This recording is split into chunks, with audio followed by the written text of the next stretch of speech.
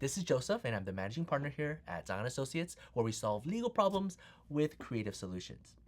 So today's legal problem is that the wife of an H-1B visa holder in H-4 status somehow falls out of status. Now, how can this possibly happen?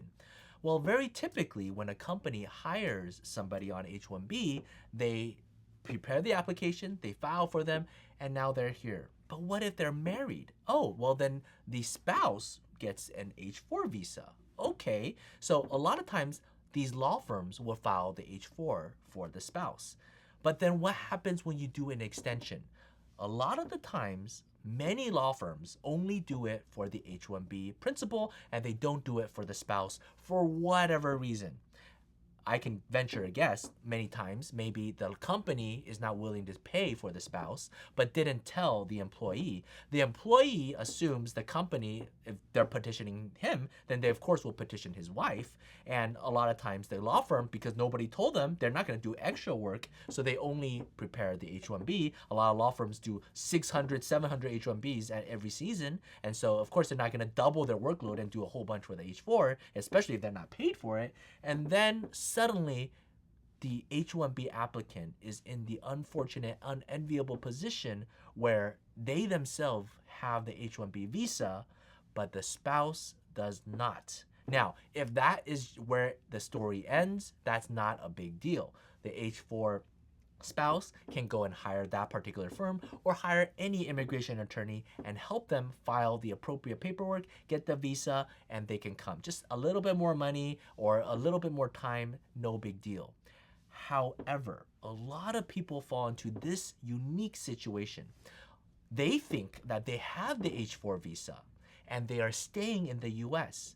But when they found out that this is not the case, that they've already stayed unlawfully in the US for a year, for 2 years, for 3 years, then once this is discovered, they have violated a federal immigration law and they are unlawfully present in the US, and now there is a 10-year ban on their presence in the US and they should get deported. A lot of people find out and is in absolute shock. Now, what should they do? This particular story is when the clients themselves, the wife and the husband, found out that the law firm did not file the H-4 for them.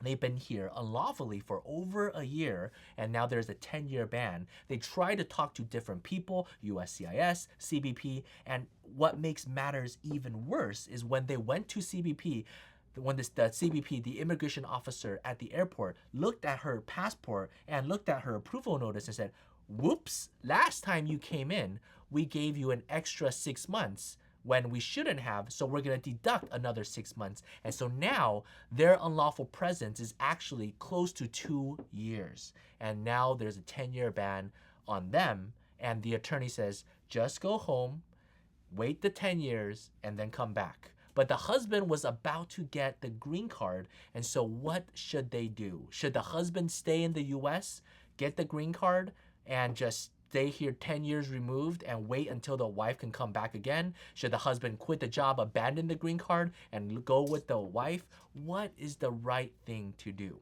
Luckily, the wife found us because we did a lot of success stories just like this, and we've been posting them in written format, and now we're doing a video explaining exactly how we did it. And they saw everything and wanted their law firm, the law firm that the company hired, to do it, but the law firm said they couldn't do it. And so they're very panicked, and the company wasn't willing to hire any other law firm to handle their particular case. So they were very stressed out.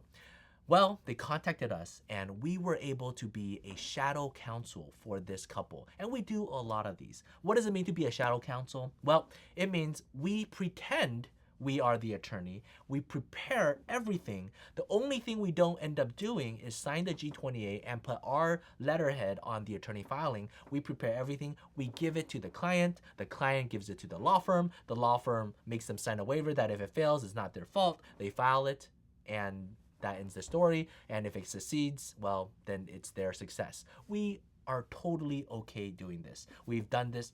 So a little history about our firm. Side note, our firm started as an agency, and we represent or we helped a lot of other firms do cases.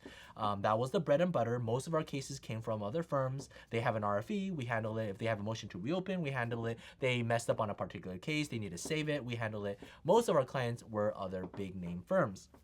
And that's because we are located here in Little Artesia, California. We don't have that many walk-in clients. That's business cases, and we love doing complex cases. And we were able to charge a small amount of fee, and we were able to survive. Well, because of all this experience in doing all these complicated cases, once we started writing the success story out, a lot of people saw them and they wanted to directly engage us, especially when other firms are not willing to do it because maybe they weren't paid for it or maybe the risk was too high. So we prepared this case and we gave it to the client. The client gave it to her attorney, they filed it, and it was a success. This is what we did. We basically explained to the officer, this situation happens a lot. It's because immigration law is so complex. May you do a discretionary relief and allow this particular person, the wife, to still maintain status, even though they've been illegal here for almost 2 years. But please, there's a lot of precedent for this type of case being approved. We've given you success story after success story. Here's case law. Here's your authority. Please understand it would be a disaster for them to be apart. And even if you ultimately deny them, if the husband gets the green card, she can file a waiver. And it's just a waste of government resource. Again, it's discretionary. It's not a simple form. There's a lot of argumentation about the particular situation. Of course, the wife has a good merit on her own. She is a good citizen, no criminal record, high paying taxes. Everything is just so sympathetic.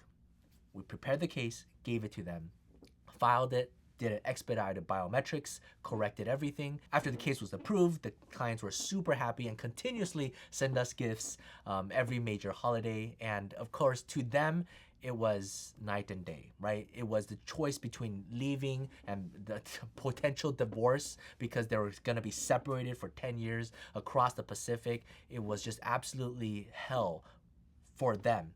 But we were able to overcome it. It wasn't too difficult. We were able to do it within a few weeks. And we're happy to do these type of cases.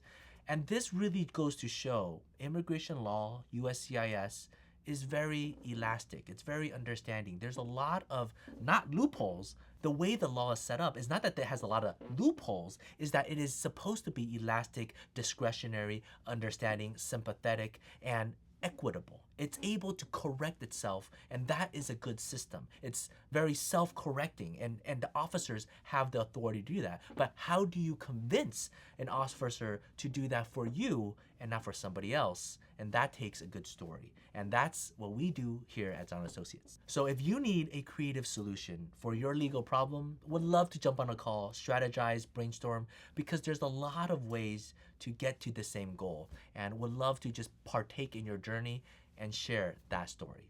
Thank you. Take care. Bye-bye.